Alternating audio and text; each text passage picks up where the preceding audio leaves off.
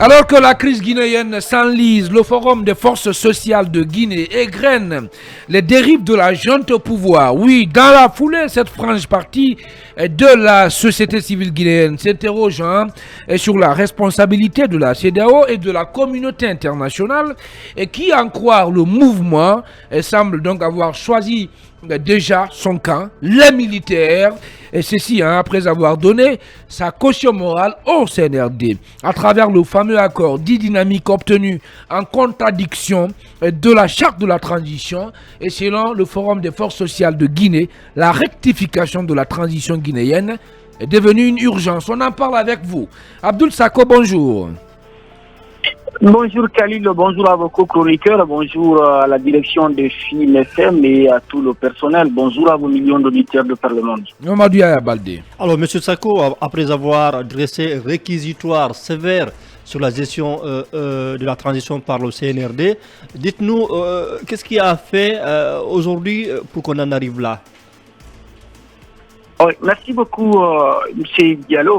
Et d'abord, permettez-moi d'adresser nos condoléances les plus attristées à toutes les familles qui sont endeuillées par la suite des manques de dialogue fécond, mais aussi le manque de stratégie et le manque d'approche à rassembler les Guinéens autour de l'idéal commun qui consiste à sortir de cette transition de façon apaisée et vers un retour à l'ordre constitutionnel. Mes pensées vont également à ces entrepreneurs dans le secteur informel, mais aussi sur le plan formel, qui tirent le diable par la queue, non seulement à la suite de la crise mondiale, mais le manque d'approche, le manque de visibilité, mais aussi le manque quand même de vision du CNRD à rassembler les Guinéens pour mobiliser les ressources internes afin de faire face à la situation. Aussi, ces millions de Guinéens qui peinent aujourd'hui à avoir un repas par le jour.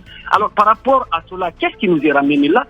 C'est aussi, une fois encore, le manque d'approche qui nous permet de tirer les leçons du passé. D'accord. Alors, on va aller tout droit au but, puisque le temps n'est pas tout galant avec nous. Pourquoi vous soupçonnez la CEDEAO d'être en connivence avec la junte au pouvoir en Guinée? Vous êtes allé jusqu'à dire dans votre rapport que cette institution sous-régionale finalement préfère les militaires au pouvoir. D'abord, une soupçon. Nous ne parlons pas de substance. Nous ne faisons qu'établir les faits. Nous ne faisons que décrire une situation. Si cela rime en soupçon et tanier. Alors, je vous ai dit tantôt, lorsque dans le pays, vous êtes face à une situation où les autorités de la transition, je vais dire par là, les autorités issues d'un coup d'État, donc qui sont venues au pouvoir par effraction contre les principes et les valeurs des institutions sous-régionales, lorsque vous n'avez pas le consensus à une dimension élevée qui permet de sortir de la situation, lorsque vous avez les frustrations qui s'accumulent de part et d'autre, l'institution sous-régionale, bien entendu avec leur bonne foi qui a consisté à développer un début d'accord avec le CNRD, ce serait au moins quand même faire le devoir de savoir quel est l'avis contraire, quel est l'avis des entités en contradiction avec la gestion de la transition. Parce que pour autant, il faut faire la part des choses. On ne peut pas traiter le cas de la Guinée de la même manière que le cas du Mali et le cas du Burkina. Ces deux pays, le coup d'État est intervenu parce qu'ils sont face